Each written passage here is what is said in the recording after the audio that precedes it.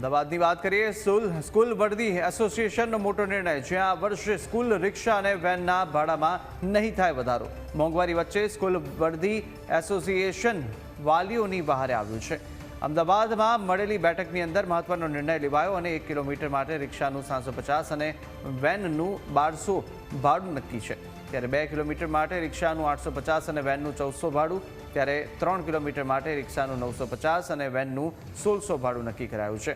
4 kilometre માટે રિક્ષાનું 1050 અને વેનનું 1800 ભાડું છે, તો 5 કિલોમીટર માટે રિક્ષાનું 1150 અને વેનનું 2000 ભાડું નક્કી કરાયું છે. વર્ષ 2024-25માં છેલ્લે કરાયો હતો ભાવ વધારો, તો સાથે જ આ તરફ અસમંજસભરી પરિસ્થિતિ છતાં પણ ભાડું ન વધારવા વાલીઓને હાલ મોટી રાહત મળી રહી છે.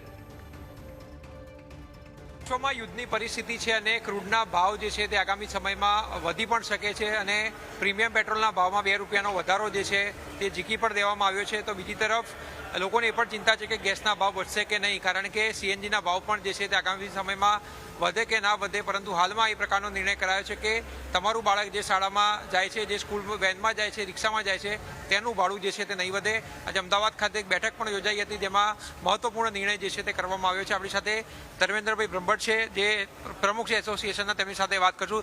ધર્મેન્દ્રભાઈ, જે રીતની યુદ્ધની પરિસ્થિતિ છે, ભાવ વધી પણ શકે છે, પરંતુ એસોસિએશને શું નિર્ણય કર્યો આજે? હાલના સંજોગોમાં તો એસોસિએશને એવો નિર્ણય કર્યો છે કે ભાવ વધારો આપણે કરવાનો નથી. વાલીઓને મોટે ભાગે રાહત આપવાની છે બાળકોના હિતમાં.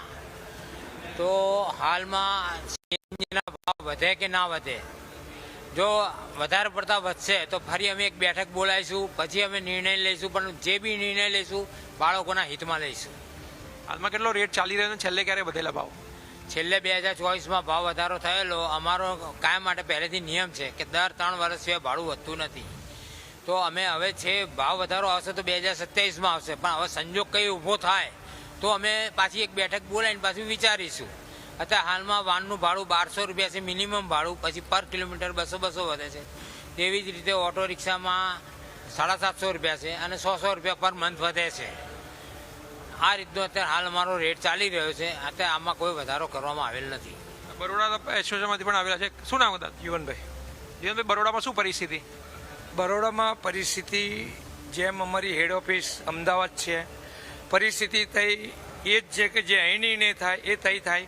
પણ ઘણા લોકો એવા લેભાગુ હોય તો વડોદરા શહેરમાં વધારે ભાડું માંગે તો મારો સંપર્ક કરે અને વાલીઓને વધારે ભાડું કોઈ આપે નહીં. બીજી વાત કે સ્કૂલ વાન અને રિક્ષા ઓછામાં ઓછા જો ભાડું ચલાવતી હોય તો વડોદરા શહેરમાં મોટી મોટી હાઈફાઈ સ્કૂલો ઘણી ખુલી છે, તો એનું ભાડું 3100થી 2700 રૂપિયા ભાડું છે. એની સામે અમારું નાની સિટી છે, મેગા સિટી નથી, તો 900થી 800 રૂપિયાનું ભાડું છે. રિક્ષામાં 500થી 600 રૂપિયા ભાડું છે.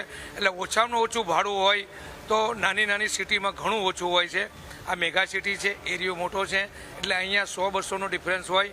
પણ અમારી સિટીમાં વધારેમાં વધારે જો કોઈ, આજે અમે કોઈની એબ્સેક્ટ નથી કરતા, પણ વધારેમાં વધારે જો ભાડું લેવાતું હોય તો સ્કૂલ બસમાં જ લેવા આવવામાં આવે છે.